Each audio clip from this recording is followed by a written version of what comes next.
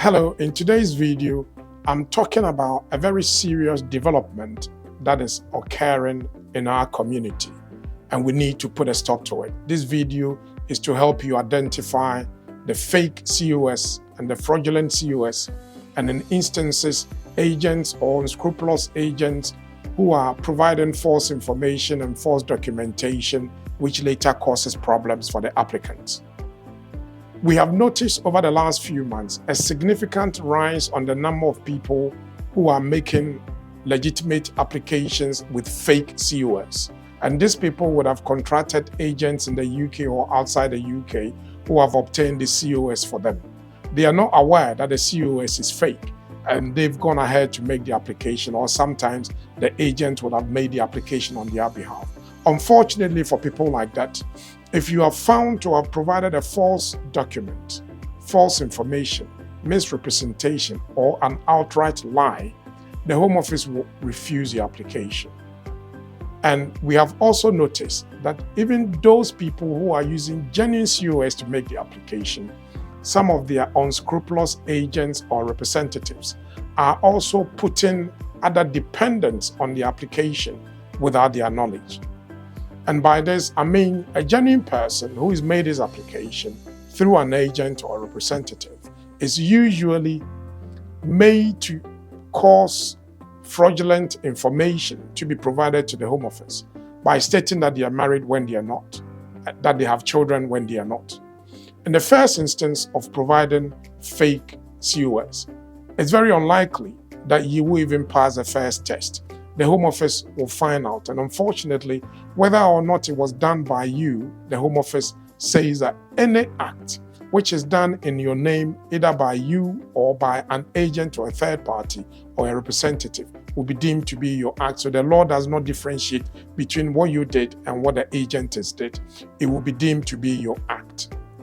2, those people whose application is padded with false information that they are married and they have children also will experience significant problems along the line. In one particular case where a gentleman had come to the UK, the agent had put on his application form that he was married and 2, that he's got children.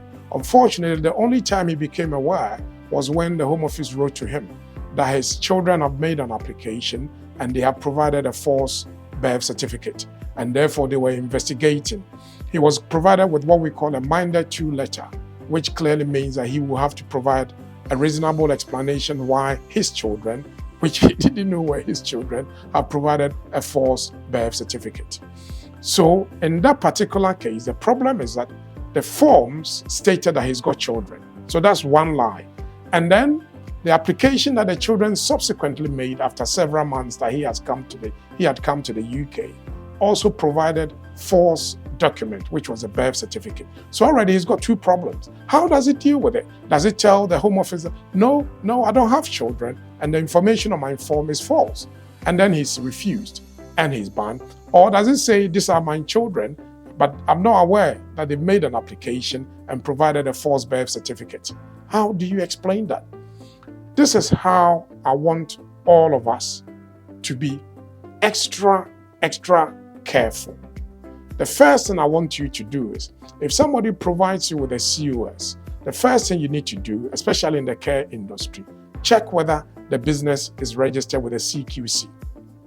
2, check on the Home Office website whether the person still has, or whether the business still has a license. 3, check on the company's register.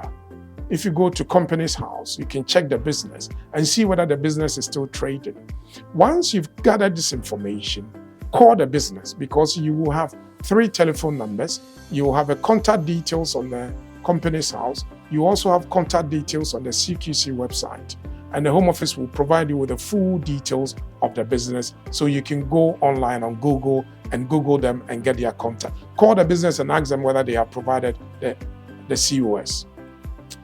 3, what you must also do is that you need to ensure that the email that was used to serve the COS on you is coming from that legitimate business.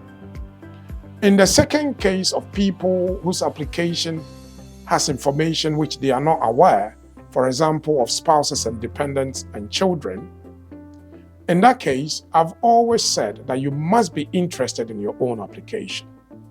So 1, whether you instruct a lawyer, an agent, a representative, or a third party, Home Office says that if any of them provide information which turns out to be wrong, you will be held responsible.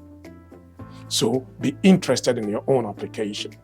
If an agent is representing you, ask to see a copy of the application. 2, if an agent is representing you, provide him with the information that is relevant to your application. So your name and date of birth, your circumstance, and your family history should be provided to you. Don't leave it to him to provide those information. 3, make sure that the email on the application form is your email, so that in future, if there is a problem, the Home Office will contact you directly.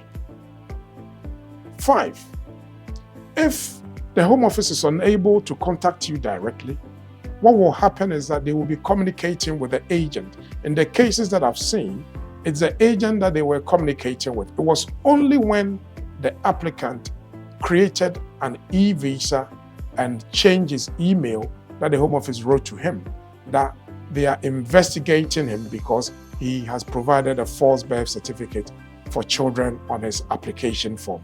Indeed, he wasn't aware.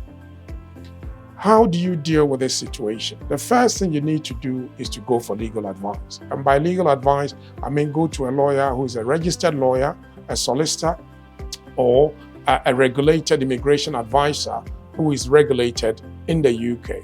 Providing immigration advice if you are an unregulated person is a criminal offense under Section 9 of the Immigration Act of 1999. So if you're not registered, please don't provide immigration advice, because that will be a criminal offense. The other thing that I want people to be aware is that if you're not aware of what has been created in your name, always speak to a lawyer who will be able to help you.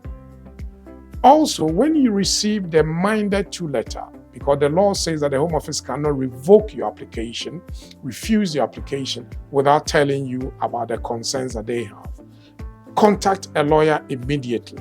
Because in certain circumstances, if you don't have the intention of deceiving the Home Office, they may not refuse your application, or even if they've granted you leave to remain, they may not cancel it. I hope this is helpful to you. But if you want further advice, please call any of our numbers or contact us by email on the details above the video. Thank you very much.